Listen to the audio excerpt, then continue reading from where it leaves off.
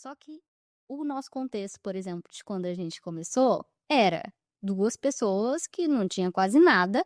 A gente, pra não falar nada, eu tinha um carro feito com um sócio que eu ainda estava pagando as parcelas, e ele gastou todo o dinheiro dele numa moto. Então então assim, ele tá quase zerado, começando a vida. E aí, assim, naquele momento, pra mim, a gente estava começando a vida e eu não me importava, assim: "Ah, vamos dividir a conta, se vai sair, tã-nã". Até chegar num momento que aí ele tinha mais condições, ele conseguia me ajudar mais, me ajudava no aluguel de quando eu fui, mesmo antes de morar comigo e tudo.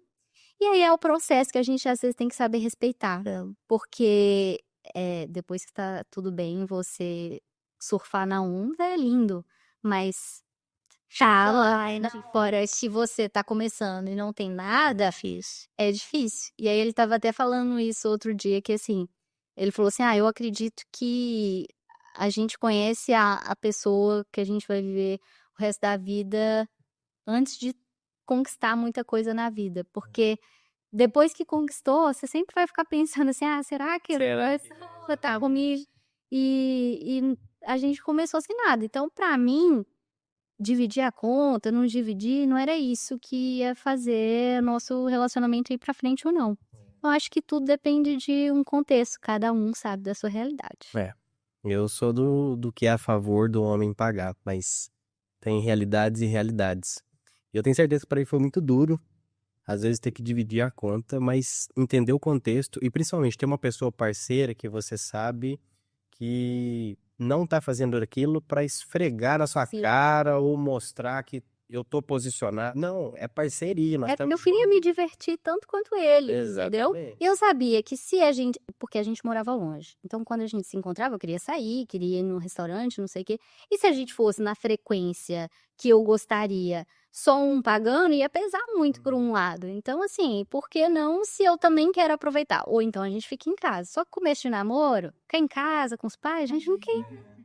Então a gente quer sair, quer aproveitar, quer divertir. E eu, né, assim, é até é uma coisa que depois eu tive que me policiar, porque como eu fui criada, assim, basicamente com a minha mãe, meus pais se separaram muito novo, eu era muito nova, então eu tive essa coisa de: "Ah, eu tenho que ser autossuficiente", e eu tive que aprender a lidar. O lado masculino fala mais alto. Isso, eu tive que aprender a receber, entendeu? Porque não era que ele não oferecia de pagar, não, eu fazia questão, entendeu? Então, eu tive que aprender a lidar com esse meu lado de eu sou autossuficiente, eu não preciso de ajuda, porque eu vi a minha mãe a vida inteira sendo sozinha e tendo que lidar com tudo, então eu cresci achando que eu também tinha que ser assim, e abracei essa ideia, e pra mim foi às vezes difícil aceitar que, né, não, a pessoa pode ajudar. Então as primeiras vezes que ele falava assim: "Não, você quer comprar alguma coisa? Eu pago pra você", pra mim era assim, porque não foi esse O que que ele tipo tá de querendo com relacionamento. isso? Ele tá querendo que eu dependa dele. E isso influencia em tudo, porque o William falava assim: "Deixa eu levar a mala pra você, eu dou conta". Carrega, ó. Eu dou conta, eu carregava saco de ração, por que que eu tô pra levar uma mala? E é muito falando aí agora. E aí eu falava com ela: "Olha, eu não tô dizendo que você não consegue. Eu sei que você consegue, você é uma mulher forte. Eu tô dizendo que não precisa mais. Eu vou fazer agora.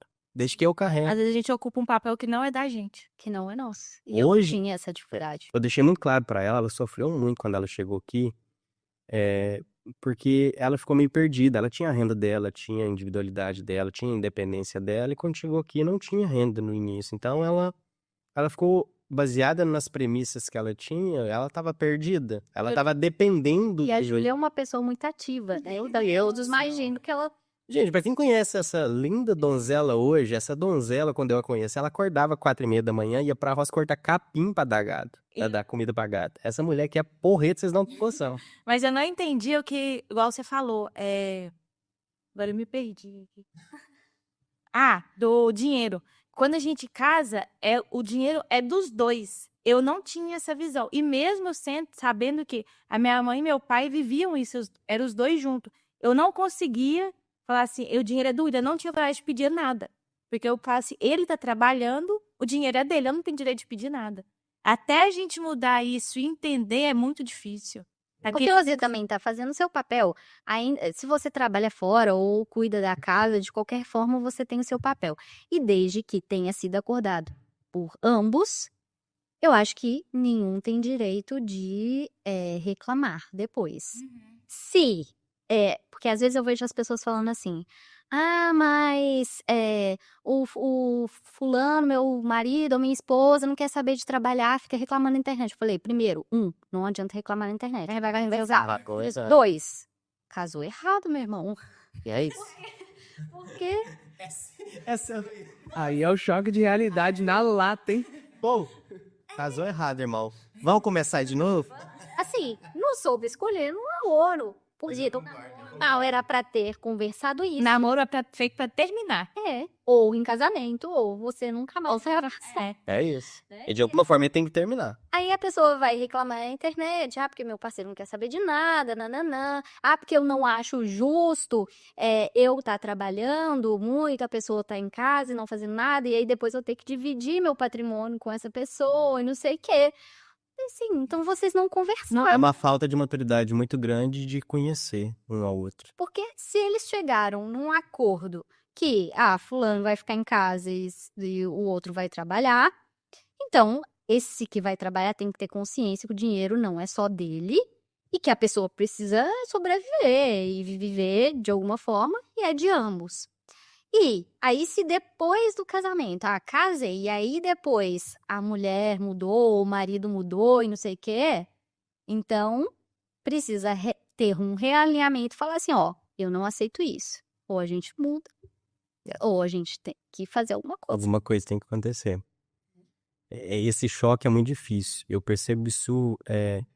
Aqui a gente vê muito. A gente vem para trabalhar, geralmente o homem vem para trabalhar e as esposas vêm acompanhar. Eu vejo que é recorrente a dificuldade que as esposas têm de se adaptar por ter essa vida ativa, por ser pessoas que tinham a sua independência e no relacionamento a sua individualidade, mas que já tinham uma rotina muito ativa. E quando chega aqui, isso desacelera, às vezes demora muito tempo para entender, fica com medo até de sair de casa, que é o caso da maioria. E eu acho que... Tá rindo, meu amor? Me identifiquei. Se identificou? Às vezes tem medo, mas às vezes tem medo de sair de casa, porque é tudo novo. Pra mim foi difícil. Agora imagina pra quem vem sem um propósito definido profissional. E eu percebo que o que fez total diferença pra nós foi o diálogo. Diálogo, a gente conversa muito. A gente conversa muito. E eu nunca cobrei nada dela, nunca forcei nada, nunca falei com ela como ela deveria ser. Mas eu sempre tentei mostrar pra ela o valor do que ela faz. Ela já melhorou muito. Hoje ela consegue ver valor, ela consegue o quão importante É o ela. papel dela. Exatamente. O quão ela é importante hoje para nossa rotina, mas o quê? O dinheiro é nosso, ela sabe exatamente quanto tem no banco, ela sabe exatamente qual que é o rendimento, onde está sendo investido. Ela sabe exatamente onde a gente vai e ela está de acordo, e isso também é o objetivo dela.